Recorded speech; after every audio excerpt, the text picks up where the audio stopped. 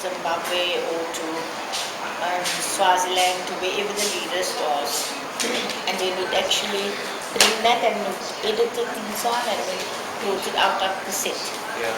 That's what cassette did. So Bush Radio was just using space in the building, and eventually Bush Radio and cassette merged and then agreed to form this entity, Bush Radio. And then we were there until 1997, and we moved here. Moved here in 1997. Since then, we've been here for the past 40 years.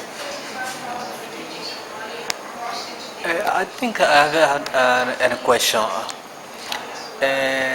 How long,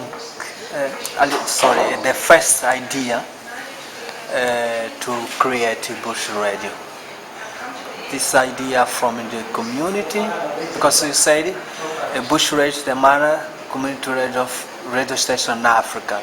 This idea, the first idea from the community, or have you another person having the first idea to create Bush Radio? From the community, because like 1980, 86, 87, we had a state of emergency in South Africa, so media was automatically banned.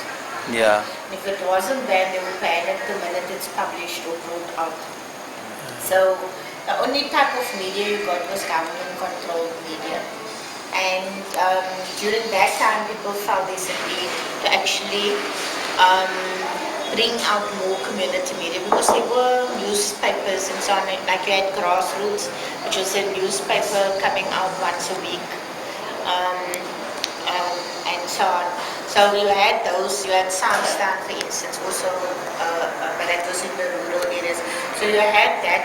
But when people said, listen, look at the political situation in the country, there's actually a need to have something that's much quicker and actually bringing out a weekly newspaper.